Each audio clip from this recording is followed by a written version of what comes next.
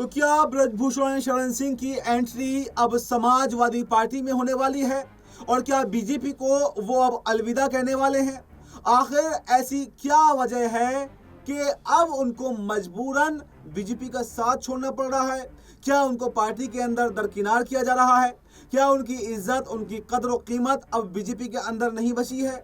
देखिए, जब वो पहलवानों के मुद्दे पर घिरे थे तब भी बीजेपी उनके साथ खड़ी थी, लेकिन सवाल तो यही है कि अब ऐसा क्या बदल गया कि ब्रजभूषण शरण सिंह को अब अकेला छोड़ दिया गया है? और क्यों एक बार नहीं, दो बार नहीं, तीन बार नहीं, बल्कि बार बार ब्रजभूषण शरण सिंह जो है समाजवादी पार्टी की तारीफ कर रहे हैं, अखिलेश यादव की तारीफ कर रहे हैं, मुलायम सिंह यादव की तारीफ कर रहे हैं, और वो तो यहां तक कह चुके हैं कि योगी आदित्यनाथ का कार्यकाल बेकार है। इससे कहीं गुना ज्यादा बेहतर तो मुलायम सिंह यादव का कार्यकाल था।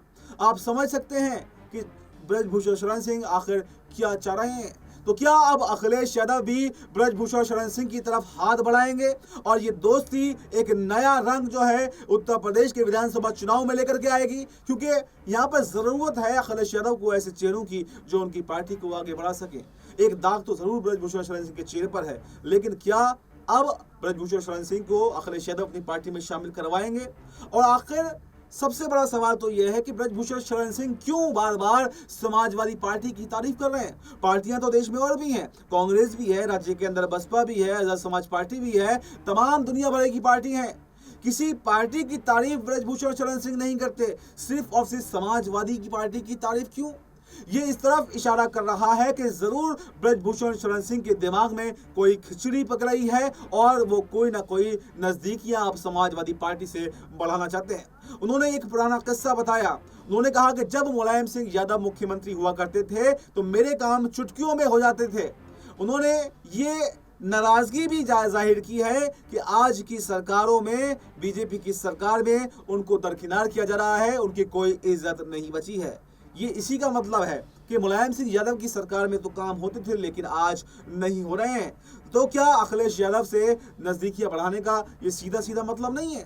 अब ऐसे में सवाल यह है कि बीजेपी क्या उनकी बगावत को देखते हुए उन्हें रोकने की कोशिश करेगी? उन्हें कोई बड़ी जिम्मेदारी पार्टी के अंदर सौंपेगी? उनके बेटे को, हालांकि देखिए सांसद जरूर है लेकिन कोई मंत्रालय नहीं सौंपा गया है, तो क्या उनके बेटे को कोई मंत्रालय सौंपेगी या उनको फिर ढीला हाथ छोड़ देगी कि आपको जाना है तो जाइए? और ऐसे में अखिलेश यादव क्या ब्रजभूषण शरण सिंह को पार्टी में शामिल करवाएंगे या फिर नहीं करवाएंगे, ये भी एक सस्पेंस बन गया है।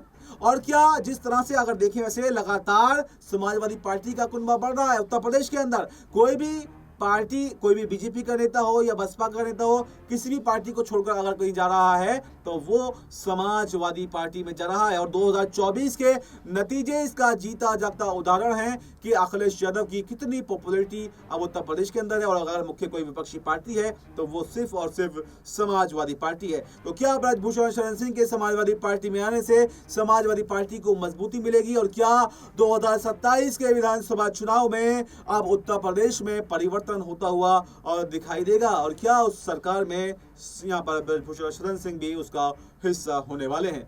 आपकी इस पूरे मुद्दे पर क्या राय है? आपकी जो भी राय हो कमेंट बॉक्स में जरूर बताएं। और फिलहाल हमें दीजिए इजाजत। नमस्कार।